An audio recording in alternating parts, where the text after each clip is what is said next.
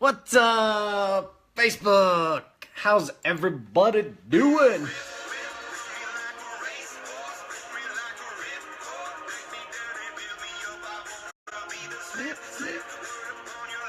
How are you doing? Most importantly, I hope you're feeling good. Because you know what I say. When you feel good, you will flat out do good. What's up, John? How are you doing, man? How you feeling? Good, buddy. How are you? Oh, I'm doing great. I'm doing great. I'm not going to tie this up with a big old intro like I usually do. I'll wrap it up with it in the end. I want to welcome John while we got a cell phone signal and a connection. That's what I'm talking about. Jon Potratz, baby. How you doing? How you doing? I'm doing great. I apologize for all the service issues. I live in the middle of nowhere, so. Hey, man, it's all good. That's what we do. We improvise and we redo and we fix it and we go again. I like people until I go home, and then I want to be alone. So that's why I live. I feel you. I feel you. So let's go. We got a bunch of people popping on here. Let me tell them what they're going to get out of this real quick. First of all, I'm Scott Sparrow. I'm a dad. I'm a sledder, and I got my vision set on exactly what means the most to me. This is Jon Potratz, and what are you going to get out of this live? Number one, you're going to get to meet an awesome guy with an amazing story. Number two, you're going to see the rewards of seeing something through to the end. Number three, you're going to see authenticity in a very fickle industry, both oil and gas and the snowmobile industry. He exemplifies both those traits.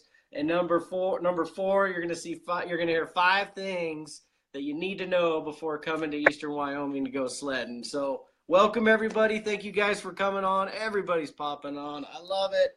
I hope everybody had a great day today. Number one, I hope you're feeling good.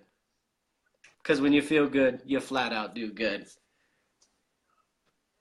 Right on, buddy. Can everyone hear me? Can they see me okay? What's up, Kyle? What's up? Your mom?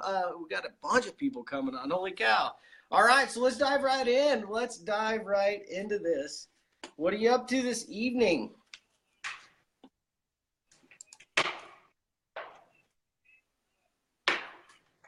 All right, can you hear me all right? Can you see me? Oh, yeah.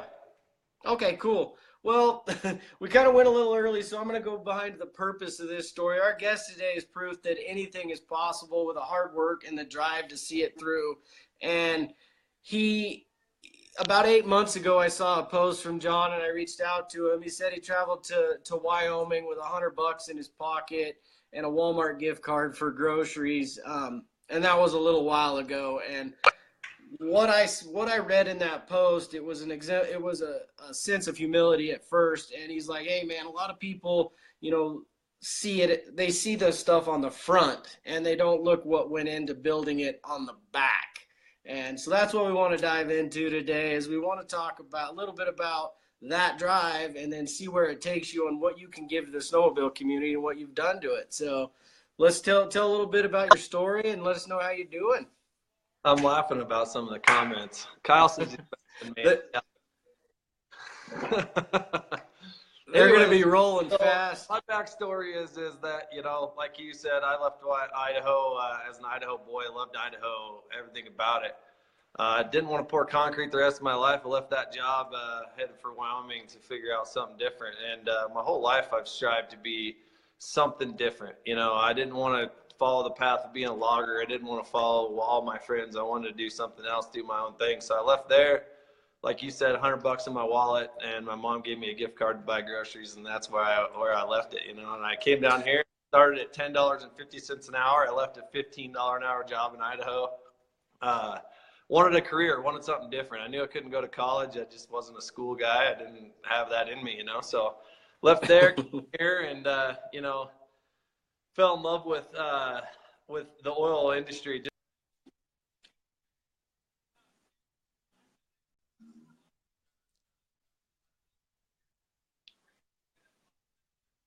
The natural resource that we did.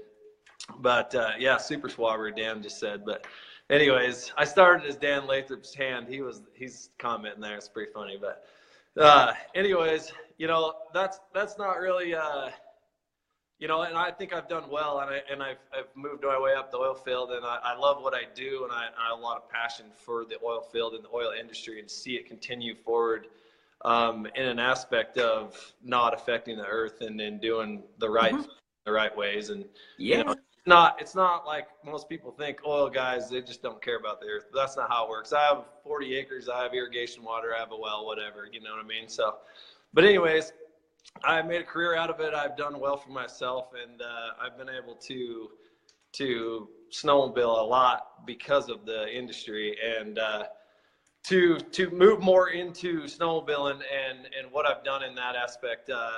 In 2009, my whole world changed, and so did my brothers. I was a very avid snowmobiler. I filmed for 509, and in 2009, my brother got caught in an avalanche, and it changed our whole family's world. It changed the aspect of what we do, and I walked away from snowmobiling. Honestly, I sold everything, and it was my brother got caught. He spent a lot of time in the hospital. It was really hard on our family, so I left the sport, and for about a year, I sold everything. I had sled decks, trailers, gear, 3 sleds. I mean, it's crazy, right? So you get involved that deep. Sold it all, left the industry, and spent all my time with my brother and helping him recover. Yep. And he encouraged me to continue my passion, to continue riding. But every time I got on a sled, I would shake like a little girl, and I could not. No doubt. I couldn't bring myself to do the sport to 110% the way I did before, to take it to the next level, to do the things that I wanted to do.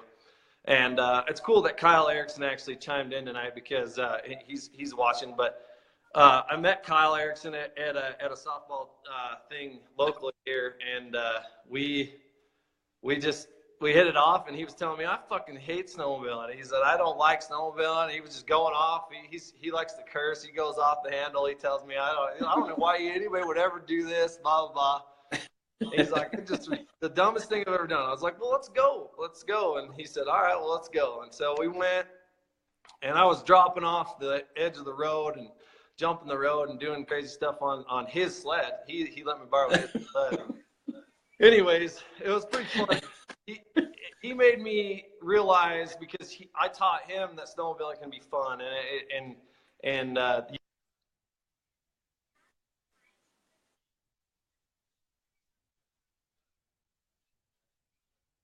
fun type of stuff. Did we lose you? Are we there?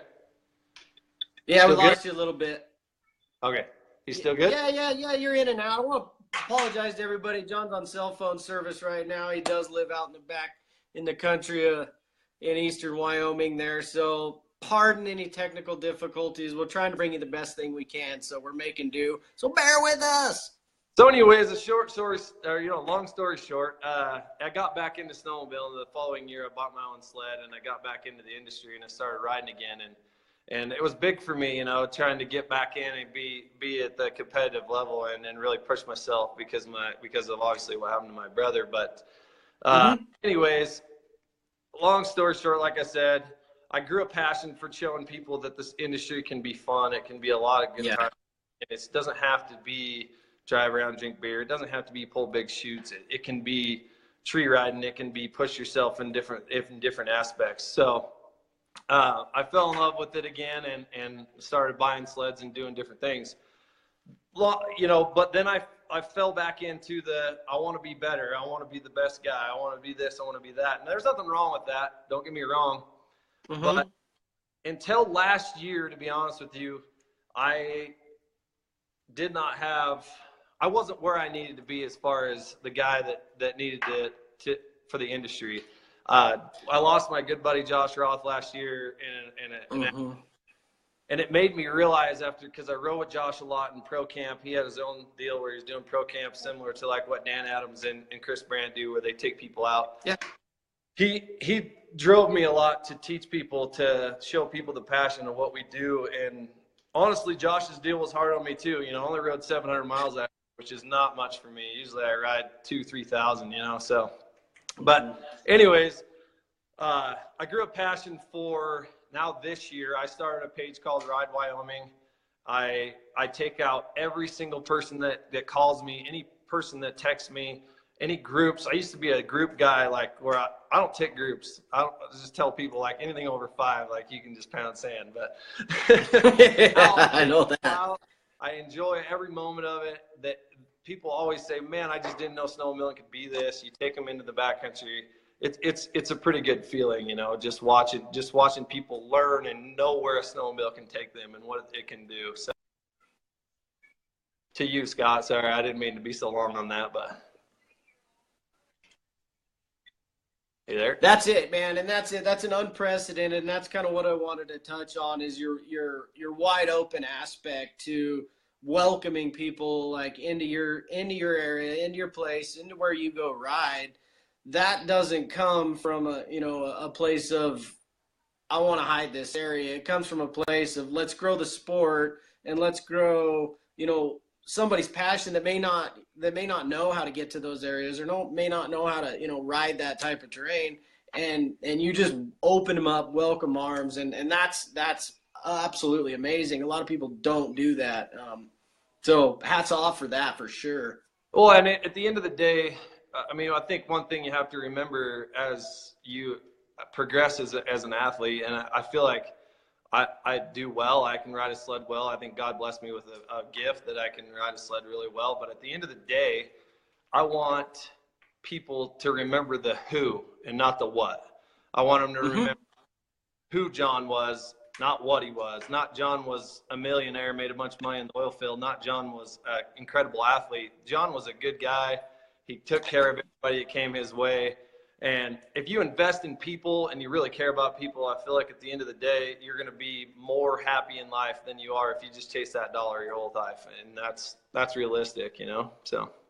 That's it. That's money right there. If I had a bomb dropping sound, I'd drop it on that. That's investing in people and relationships. And a lot of this show was built off that. It was about growing your ability to not only give yourself, wholeheartedly to something, but give it back basically. And it's grown because I think of guests that I've had like yourself that exemplify those types of qualities, and people like Jon and past guests that have come on here.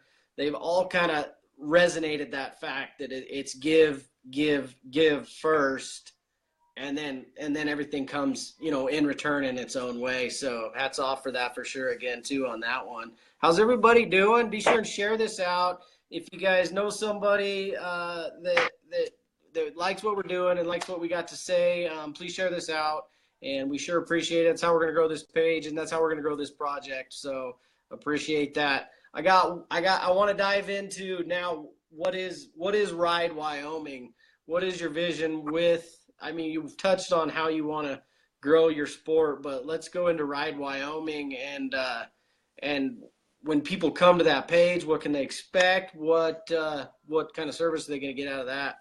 So I developed Ride Wyoming for a simple basis of not a lot of people know about Pinedale, Wyoming until this year. Honestly, there's been a lot of people that ride because we're the only people that have snow. So, yeah. We're the only people that have snow. But a lot of that was, and a lot of locals will probably give me a hard time about, we don't want all these people coming here, whatever it is, whatever it might be. But I'm friends with a lot of people in town that have businesses, and I want to see those businesses thrive, and I want to see the industry thrive. But I also want to see people see a guy at, if you want to call it my level, I don't want to call myself a pro by any means. I see people that can ride really well, still invest in the sport to the point to where I want them to be able to call me. I put my personal cell phone number on that, and they can call me anytime and say, hey man, like, how are the snow conditions? What's going on? Like, you want to go ride?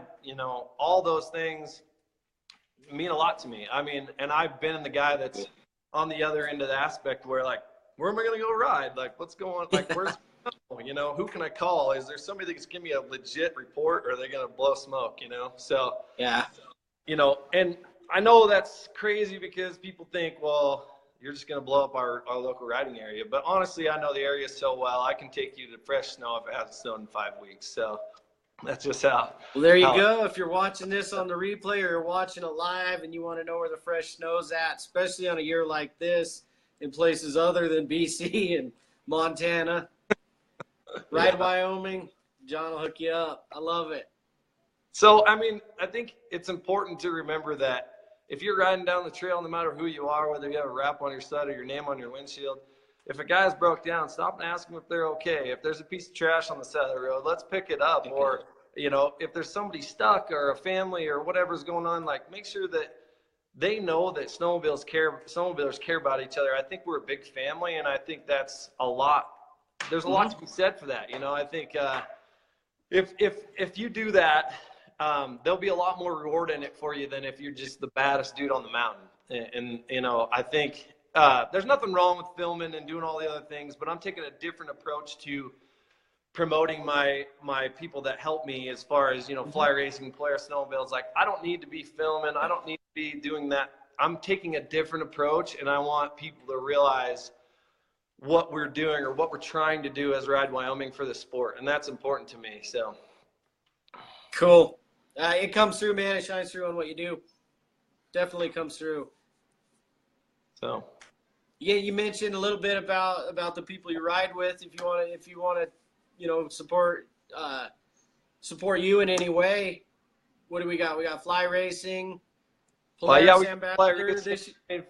Fly. You know, I wouldn't have fly racing if it wasn't for Summit Motorsports. Summit Motorsports, my boy Ben Eaton, he hooked me up with that deal, and they reached out, and they've been amazing. They've supported me in so many different ways. Plus, just great people behind it, you know. And that's me with, like, sponsors or support or whatever you want to call it. I'm not just going to take any person. I believe in who helps me, and I ride the product and I support the product. Road Concepts Josh is a good friend of mine, and he just builds a good product. He's a good person, and when you get behind a product, I feel like you really have to have passion for it. If you don't, I mean, it's hard. You know, that's a hard thing when if you don't have passion for what you have on your body or what you have on your sled, it doesn't really make a lot of sense in my opinion. So I know what I mean. Know what you mean, man. That's like right here. The reason I wear this hat is because of the people behind what this is and what they're doing, and it's the same type of thing.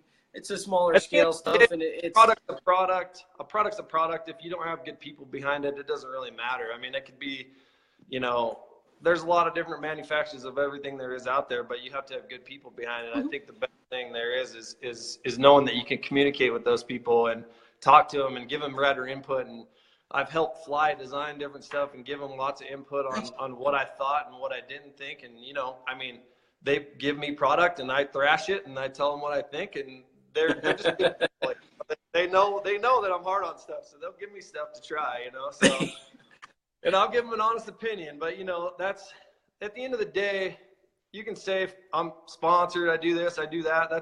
That's fine, but I don't really look at it as a sponsorship. I look at it as a relationship. It's a relationship just the same way I would look at it in the oil field. Is everybody I come across, it's a business relationship. It's a relationship that I create, and I want long-term out of it, and I don't want to just be there and then jump ship the next year, you know. So I think it's long-term for everybody I'm with, and, you know, that's where it's at in my opinion. So I love it. That's right where it is. So I'm going to kind of transition now, because a lot of what I talk about on this show it revolves around not only what we've already spoken about, but it's about the mindset. And I know you've had some major adversities in your life. We touched on them a little bit in the past, but we didn't really go over this much at all. But is there anything like you, besides inspiration from obviously your family and you know, your friends that you're associated with, is there anything you pull from personally to you know, to work on overcoming some of those adversities you faced in your life, or working on, you know, just being the best John possible? Absolutely, man. I mean, I think snowmobiling in a lot of aspects is snowmobiling. To me, there's a ton of snowmobiling that's exactly like life. I mean, you can pour heart and soul into one thing, or you can pour your heart and soul into the whole thing. So it's like, for me, I pour my heart and soul into the whole industry of snowmobiling the same way I pour my heart and soul into being a great businessman, but also being a great husband and a great person. And I make mistakes. I think we all make mistakes, but to go back on that, snowmobiling, why it means so much to me is because it saved my life, to be honest with you, because I went through a really deep, dark time in my life, and I could have just buried myself in a bottle of whiskey and probably never came out of it. But for some reason, you can't ride snowmobiles very well hungover. So going into snowmobile season, I drank a lot. I went through a divorce prior to my wife now, and I went through a dark time, man. I mean, it was tough. And then I went into snowmobile season, and I have a lot of drive to want to be better as a rider, and you can't do that hungover. You can't do that with a lot of systems. So that's what happened to me. You know, honestly, it got me sober. It got me to where I was like, I want to ride, you know, I want to be good. So it sobered me up. And then I started to realize, who I was, and that I didn't want to go down that road and be an alcoholic and fall off the earth.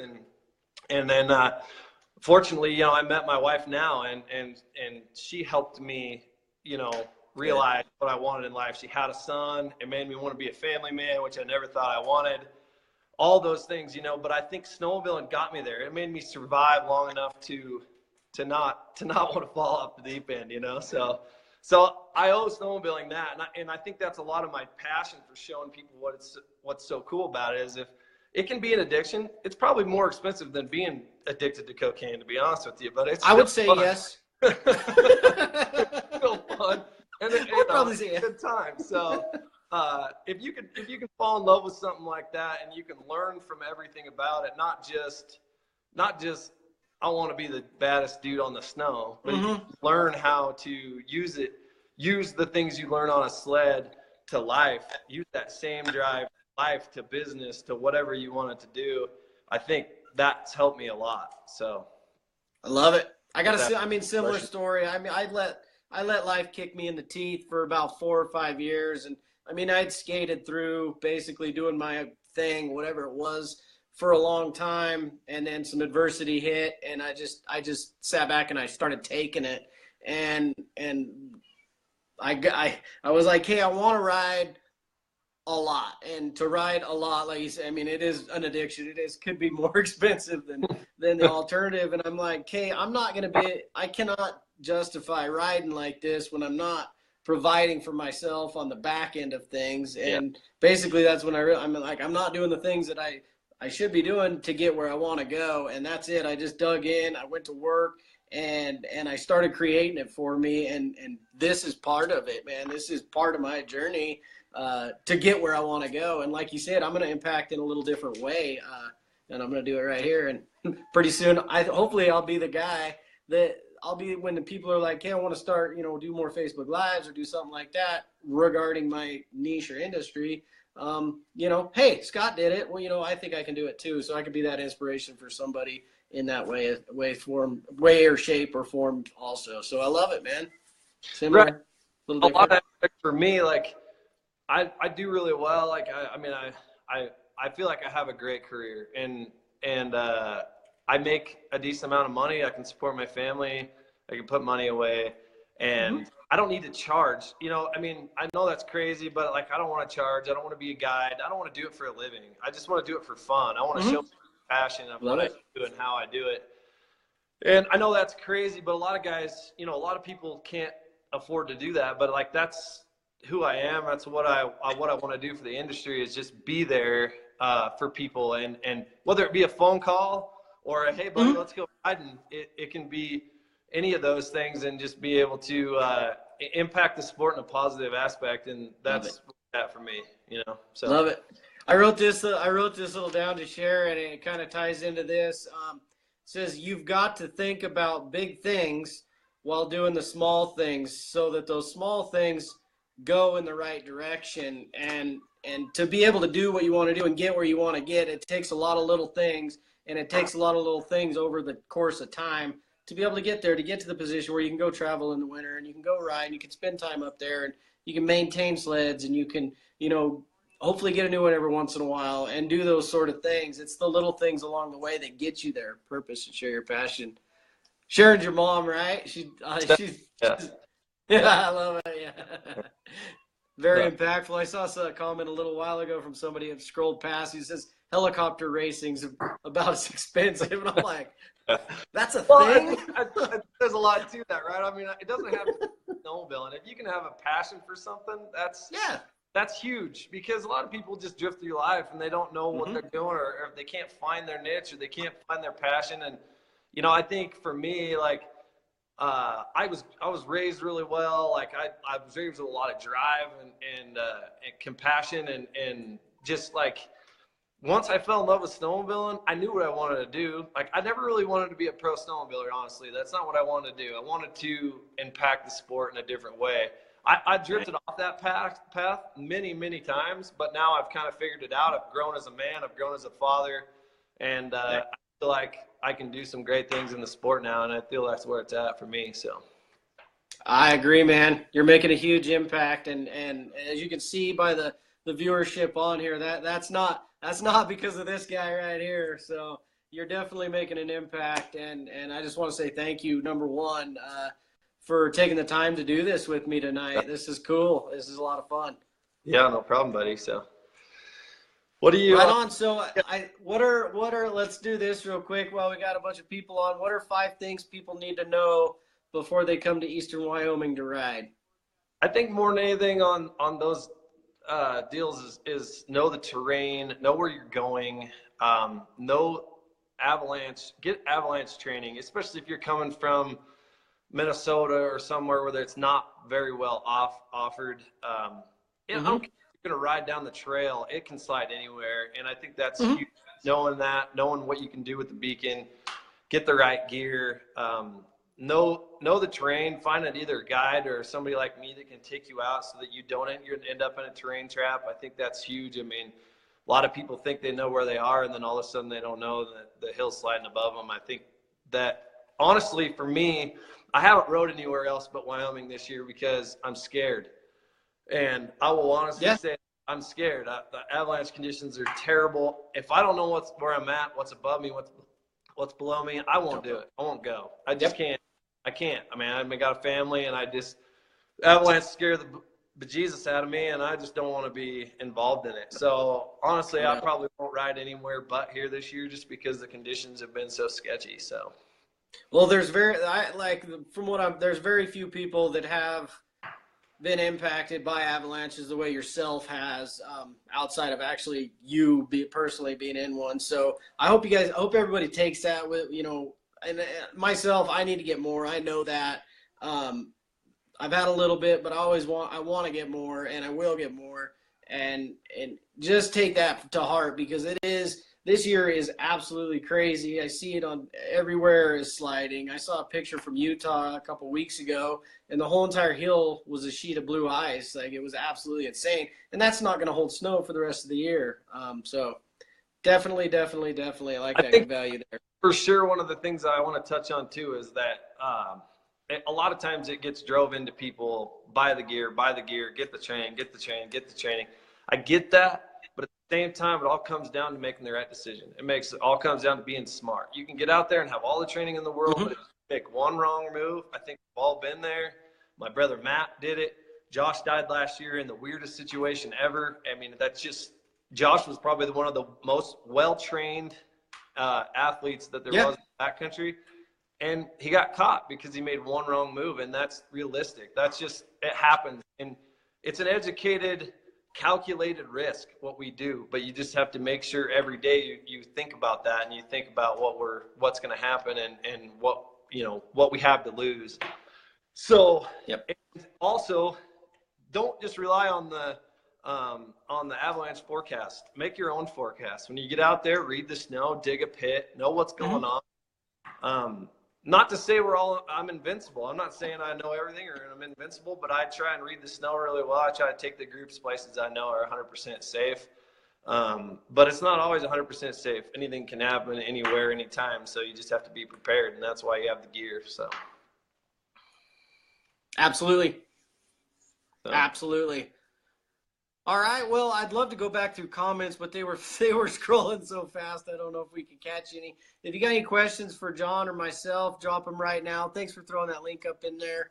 If you got any questions for right now, let's drop them in the comments, and we can get to them. If not, one thing I wanted to let's see, where did it go? 5 things to know. Oh, I hit it. I already hit it. All right. All right. So, well, I kind of lost track now where I'm at. So either way, we'll just have some fun. If there's any questions at all, I mean, let me know. I do want to give a shout out to a couple people. Summit Motorsports, probably my biggest supporter, Ben Eaton. I don't know if he jumped on here tonight. I haven't been able to pay attention, but one of my best friends, as well as just a cool dude that can rip. Like, I followed Ben through the trees for years. He's pushed my limits and he's made me a better rider. So, Fly Racing, they've been huge. They help me in every aspect. I help them design gear and change stuff. But, anyways, and then Polaris Snowmobiles. Obviously, I love my Polaris. Silver turbos, that's where it's at as far as you want to ride wheelies for days. Road Concepts, they've been huge. They designed some really cool rear bumpers that I'm rocking the last couple of years. Love them. It's one of those deals where if you wheelie a lot, you got to have a good back bumper so you don't fold the tunnel. So, but anyway, spare parts for your spare parts. Graphics out of Boise, they wrap all my stuff and they do a killer job. And sleds on point this year, both of them. If you see me bone through trees and you can tell my wraps still hold up, then they built some pretty good thick graphics. Love it. Love it. All right, man. I do appreciate this tonight. We touched on mindset. We touched on what you got going on. Lost you for a second. Back? Oh, you'll have. I'm here. Can you hear me? Can you see me? Yep. All right, we're good still. All right, brother. Well, I won't keep you much longer tonight. We've been on for 30 minutes. I hope everybody enjoyed this. And again, if there's any questions, I got lots of spare time, so we can stay on for a while if you want to. So. Although we can freestyle. We're gonna share this out too. So after this, keep coming back. We'll hop on these questions afterwards. Let me see if I can find some questions. Is there a crossover from Snow Guys with others? Jake Coleman from Dirty Dooner Podcast asks, is there a crossover from you Snow Guys with other sports, side-by-sides, dirt bikes, dunes, and dirt? Yeah. We don't have snow all year. I love boats, and I like to surf because surfing and being on a boat, I can do both those with my family. So I used to be a bit dirt biker, but now I'm a family guy. So being on a boat, I can do both. I can hang out with my family, I can surf, and I can sip some beers and have a great time. So for me, it's surfing, it's boating. I still have a bike. I don't ride dirt bikes very often, but that's my summer sport, and that's where I get my kicks in the summer. But wintertime, it's full on snowmobiling. So full on snow. Somebody said stand up jet skis. Nah, I'm good. Yeah. A few years, 20 years ago maybe. Yeah. Let's scroll back down through here and see if we got any. Why am I so good looking? Just born this way. Can't help it. Somebody said $100. Where it's at right there. Grace Fuel. Lots of shout outs. John, Sharon, Brad, everybody. Thank you guys so much for coming on. Again, if you like what we're doing here. Somebody said, new to the sport, it's easier to side hill with less throttle than wide open. Honest opinion, I think throttle control is everything. If you're wide open, you're out of control and you're going to crash. You got to be able to, if you want some God honest advice, like go watch my snowmobile videos. I have a lot of stalker videos out there too. And if you watch my throttle thumb, rarely are we wide open. It's all about throttle control. It's all about in and out of the throttle. Not only that, in and out of the throttle and brake. It'll set your track. It'll keep you set in the side hill, and it keep you from washing out. So to answer that question, no wide open. Amazon Megan, Flatlanders, Minnesota. Boy, there's lots here. Race Fuel. Who can I contact at Polaris to put some rides together for amputees, etc. like me? Oh, there's a good one. How are you? I saw a comment a while ago it was asking about special needs and stuff riding clinics, and there's a couple people out there right there in your neck of the woods, lefty, rides with one arm and does an amazing job at it. Are you there still? Did I lose you? I don't think so. Yeah, I'm here still. All right. So somebody asked, I think Farian asked, but yeah, Matt Potratz needs to be a guest for sure. So to hit on that, Matt wrote a book about his deal.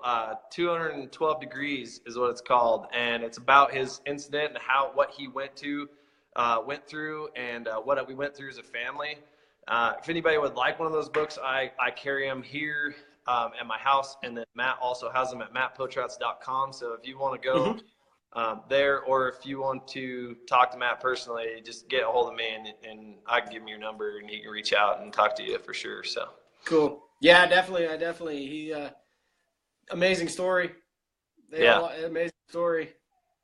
Yeah. Unmatchable. Yeah, I mean, I think you can go through a lot of things in life, but adversity like that, if you can overcome that and do what Matt does now. I mean, Matt runs his own church, and he's overcome it with faith as well as a lot of drive, because I think us Potratz boys were born with a lot of drive because of our father and how he instilled that into us. So, if you want an inspirational book, you should get that and read it, because it's big. It's big. I mean, he was one of the best guys on the mountain when it happened, and turned that into being the best guy on the opposite end. And that's one of the things that drives me to be the guy I am, and to do the things I do, is try and help the industry in different ways than just being a rider. So yeah, there's more ways to make an impact than one in this world, and a lot of people, and I got stuck into it for a little while. I'm like, hey, then how am I going to make an impact? I'm passionate about sledding, I'm passionate, but like I don't have the ability to ride 20 minutes out my door. It's an hour, but like it's not that bad. People driving from the East Coast to Wyoming's a little different, but I'm like, I don't have the ability. I got my boy and I do my thing, and I can't ride every single day like that. I'm like, hey, so what can I do? I'm like, well, I can share my story about getting kicked in the teeth for a while and then find a way to make an impact, and here it is, and I love it. So hey, man, thank you, Facebook, for explain how sponsorships work for those out there that don't understand that it's not a free ride.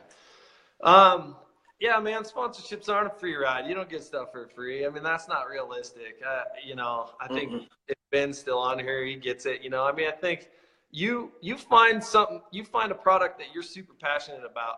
You go to those people and you tell them how passionate about it. They will help you in every aspect to help you in the industry, as well as you are basically an employee to them to help them push their product. And nothing's free in this world, man. You got to work your ass off for it. I don't care who you are. Everybody says, well, Chris Brandt gets 20 free sleds. They're not free. That's not how this works. It's not how business works. If you own a business, you understand that's not how it works. And if you approach it in the business aspect the way I do, I don't expect anything for free. If I want it and I think it's a good product, I approach them about it, tell them I purchased it the first time for 110% retail, and then I approach them about repping it for them later. But nothing in life's free. That's my saying, is nothing in life is free. You got to work for it. Yep. I mean, you're not free stuff. Good stuff. So. Yeah, and so there's guys that ride a lot, but what the people don't see is a lot of times during the summer they're out paving parking lots, they're up in the pipelines, they're out in the oil fields all summer working for 6 months straight. So they have the ability to take the 6 months off to ride during the winter. Not only that, buy all their stuff. Sometimes there's discounts, but they go to snow shows, prior to the sled season. They're working with the booths and they're doing all that. To be able to have that access to, that type of relationship. They built it over 10, 20, 30 years. Well, relationship nails it too. It's not a sponsorship. You should throw that out the window. There's no sponsorships in this sport. It's a relationship. If you create a relationship with a very well-produced product or a business, they're going to want to take care of you in every way they can, because you have a relationship with the owner. You have a relationship with the person that's pushing the product. And I know people personally with every business that I support. It's not just I'm like, oh yeah, well, I have this, or whatever. It doesn't. Yeah. how I roll. And I honestly, I do well enough as a person that I don't have to do it. I do it because I like the product. To help companies, and I like to do those things and promote those products, but nothing free. That's the bottom line. So Brad says pipeliner that pays through his nose for everything, and that's the truth. I mean, that's the truth. That's just the way it is. I rodeoed for a long time, and even in that, it's like, hey, how can you help me? And that's not the question. It's hey, I like your gear, I like your riggings, I like your shaps. What can I buy a pair? Number one, can I buy a pair and put your stamp on it? And then outside of that, I had something to add is with social media these days, a company's they're not going to want their name associated with you if 12 out of your last 15 posts every weekend are you shit-faced on the mountain, drunk and cussing and doing all this sort of stuff. I mean, your social media is your resume, and I use the example when we have a new employee put a resume in at the power plant. The very first thing we do is go on Facebook and look at their profile. Like, I want to know. We don't look at your credentials. We don't look at your grades in school. We don't look at your work experience. We get your name. We go to Facebook and we see what type of person you are on that, and then go from there. So build that. Well, I think it's a lot positive. I think it's a lot in the aspect of you invest in the person, not the athlete. You invest as who you are as a person, what you're going to do on the outside, off of a sled, but also on a sled. You can be the baddest dude on the mountain, but if you're a freaking asshole to everybody in the parking lot, do I want to give you some product to try? No, that's just not how this industry works. But anyways, that's in my opinion. You got to have a professional aspect. And when I hire somebody, I'm the same way. I mean, I invest in the person, not the product, in the person. So when I go look for something that I want, there better be a good person behind that, or I'm not representing it, because I'm too proud of my name for that. So love it. Clean up social media. Clean up your profile. What's up, John? What's up, Devin? You're on here. Devin must not have lost service through the canyon. You said it, yeah, but there's a big crew headed up to McCall this weekend. Everyone stay safe. I hope they get some new snow for you up there, as always. Yeah. Bring those guys up here, John. Nice. Thoughts on the snow bike? So snow bikes are cool. They go really well, but it's not my thing. I mean, Ben, huge snow bike guy. He loves it. I rode a bike for a whole day. I had a great time. It's cool to see where they'll go and what they'll do, but at the same time, it's not my thing. I love horsepower. I love wheelies. I love going fast and crashing into trees and stuff. And I don't think the snow bike's just not really my thing. But they do really well. It's impressive. And Ben they fit a niche, and I see a lot of women. To reflect on that, it's two completely different sports. It's not snowmobiling. It's you have to be willing to try a new sport, to go different places. And I think one of the things that probably why I didn't like it as much is because I sucked at it. So for me, I like being good at stuff, but it would take me some time to get as good as Mr. Ben Eaton is because he what it is. And that's John froze up. It's two completely different sports. But if you're a hard dirt bike guy, it's where it's at for you for sure. So yeah. They're good. Any other questions? We're running pretty long here. I'm having fun. I'll tell you that much. I love it. 40 people on. What are you worried about? I'm not worried a bit. my boy's like, hey, Dad, how long? This one's going a little long. Are you about done? I'm like, we're partying, man. We're having fun. Right. But I don't know. I don't know if there's any other questions, but at the end of the day, I just want to see people have more of a positive aspect on the sport and help people along the trail, constantly encourage people. If you have somebody that's interested in the sport that doesn't really know a lot about it, take them out and show them what's up. I think I take people out all the time that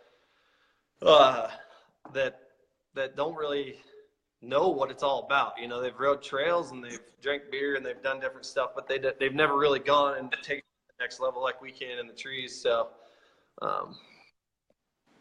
but anyways, so there's a long comment here keeps flying by.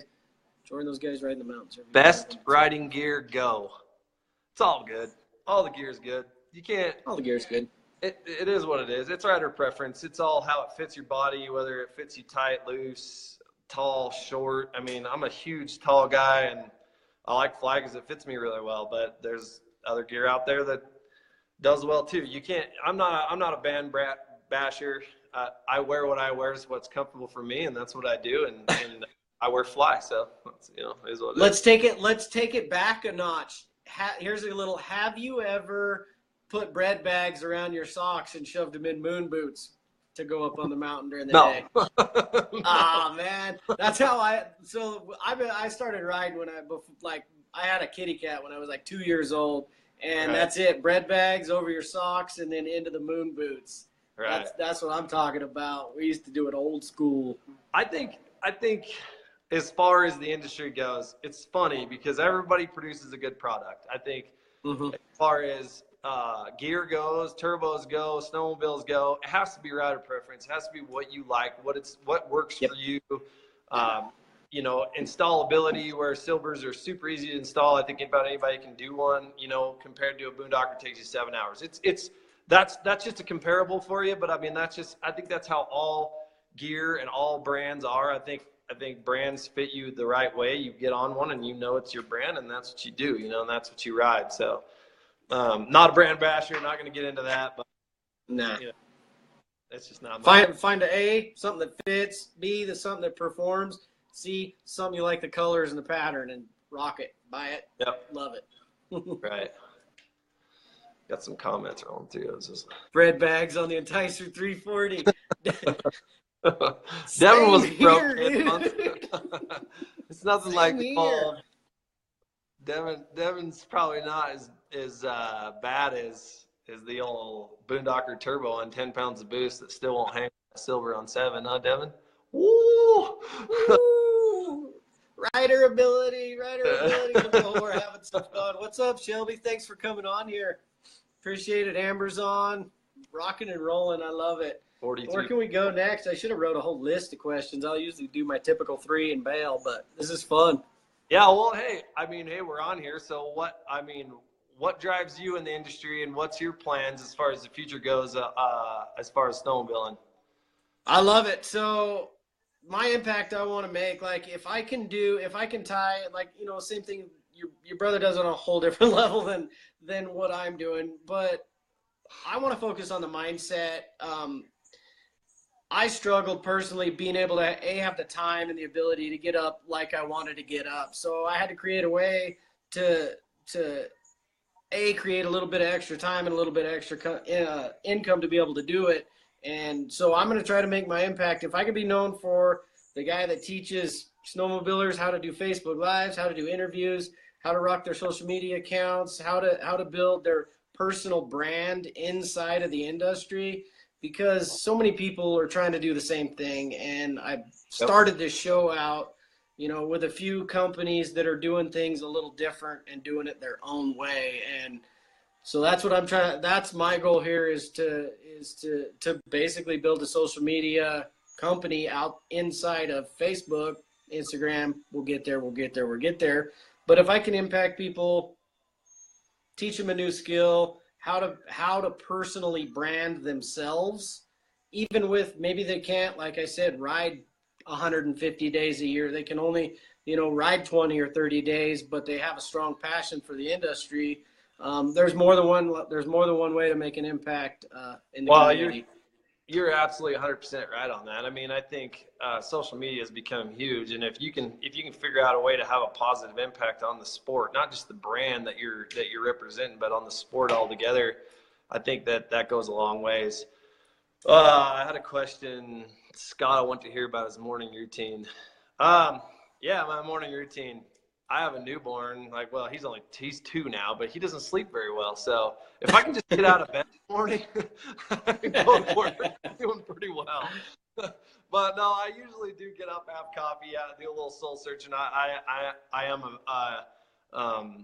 a believer, and I do pray every morning, and just try to get my head right before I head to work every day. And I take care of a lot of people doing what I do, and as long as my head's right, I feel like I can have a positive impact on those guys as well. So that's I don't have necessarily a routine, but I try and do those things every morning. So I didn't at all, and I talked about it. I think it was last week. I would wake up. I do days and night shift, and I just found myself. I didn't know if I was coming or going. So I had to nail something down to get myself right in the morning, and I implemented it, and it started helping me, especially flopping days and nights like I do. It started helping me wake up with a positive attitude, and I'm not immediately thinking about what I got to do that day, and it kind of preps my mind to take on whatever the day throws at me.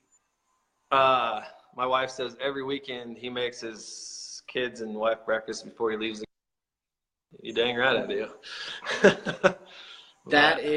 Anyways, that's important. I love it. Going back to that, Scott, I mean, I think PMA, my brother talks about PMA, and I think when we were in basketball camp growing up, they called it PMA, positive mental attitude. I think if every day you approach that in the right way and you have a positive mental attitude, no matter how you woke up or how much your kid didn't let you sleep that night, you approach every day the same way, it'll have a big impact on your career as well as what you do, how you snowmobile. It snowballs. It snowballs. It builds. Start right, move right, and then make a shift. If your day goes to shit in a hurry, make a shift. And it's so applicable even in the backcountry on a tree line where you wheelie out and you're bounced off a tree. You got to make a shift like that. And it's the same thing in life, and especially owning a business and working with other people like you do yourself. It's no matter what you're feeling or what's going on with you, the job over here is number one. So being able to be right, I think, is a huge thing to be able to switch on quickly.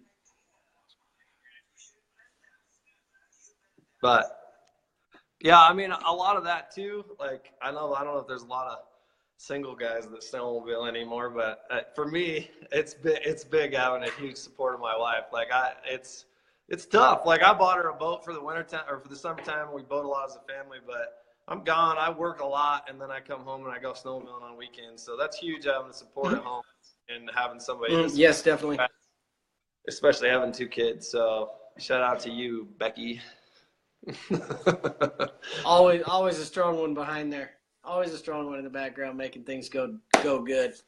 Yeah, I wouldn't have clean clothes because I don't know how to use the washing machine. Thankfully, I had a great mom. Shout out to my mom. She taught me how to do a bunch of stuff. I got to any more when questions? I went off to college. Go back a little bit. When I went off to college, like, my roommates I had, they didn't know how to do anything at all. Like, they're just like, I don't know what to do with my hands. When I'm like, we're cooking, man, just cook. And they're like, and I can cook, I can clean, I can do laundry, I can do it all. And I kind of pride myself on it. But yeah, I got that down pretty good. What do you do to stay ready for the winter months? Surf. Like, that's all pretty much all I do. And we try to do a lot of hiking, and I cut firewood. I try and cut about 15 cord of firewood every year because that's what we burn at the house. That'll do it. I'm not a gym guy. I never have been, probably never will be. I just don't do well. It's boring to me. So I try and be an outdoors guy, and I try and go to do everything I can outdoors. So that's what I do to stay prepared. But the first ride still always kicks my butt because you can't stay in snowmobile, and it doesn't seem like it. It works muscle. Didn't know you had. So yeah, wake surf with a boat. Yeah, with a boat. Oh, yep. Yeah, thanks. Well, thank you, Jake. You're interacting a bunch. Appreciate that for hopping on here. Dirty Dooner podcast, and he's just starting a Facebook Live interview show as well. Nice. Love it. Nice. Cameron John, what's up? Doesn't seem like you get tired riding. Laugh out loud.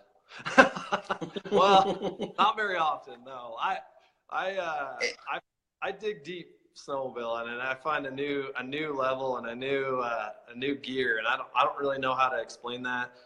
I do like protein shakes and vitamins before I go, and I don't know. I get out there and I get into a new gear because I just enjoy snowmobiling so much that I love what I do, and I never want to give it up. So even at the end of the day, it might not look like I'm tired, but I'm probably about to crash because I'm usually tired, but I just don't want to stop because I get to ride 1, maybe 2 days a week. That's it. So.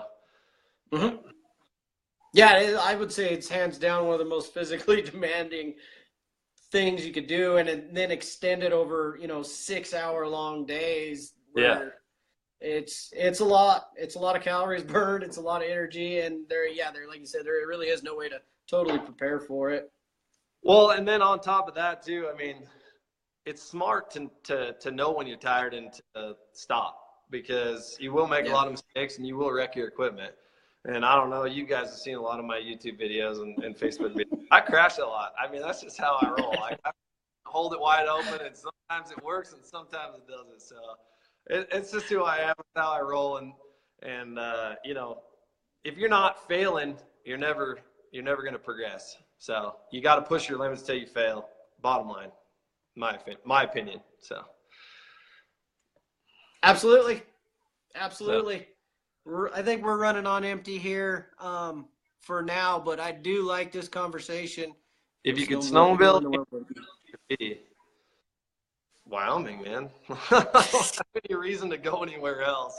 Backyard and come home to his family, huh? We have every terrain known to man, and I don't have a desire to go other places only because I don't like being away from my family. I don't like going and staying in hotels and being away from my kids. I like being able to come home with my kids. I work too much for that.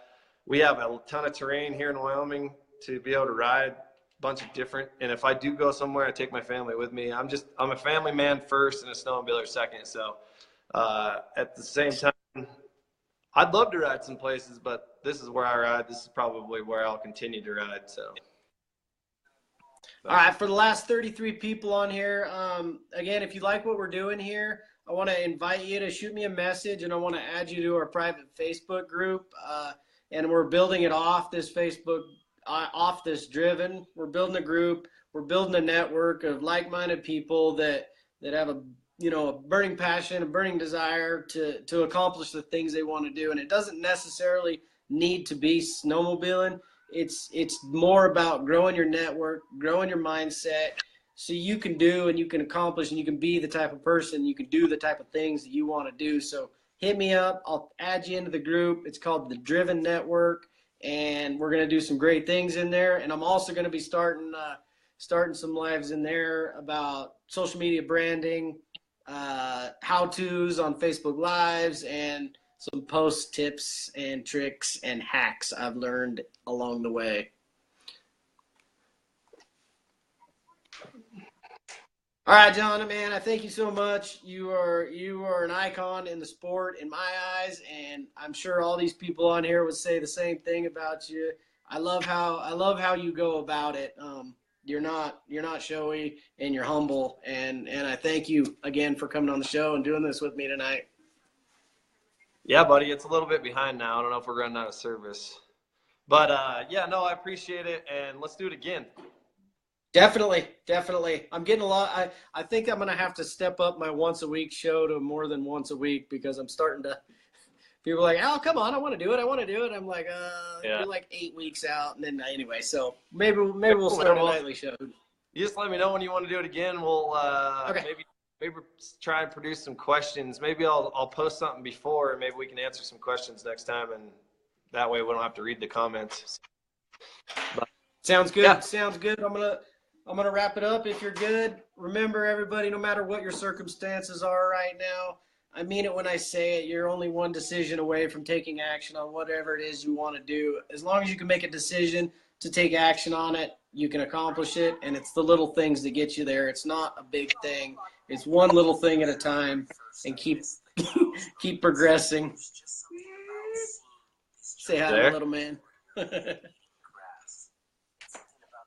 All right, later, everybody. Thank you, guys. Stay driven. I appreciate everybody's in. Have a good night. Later, buddy. Later.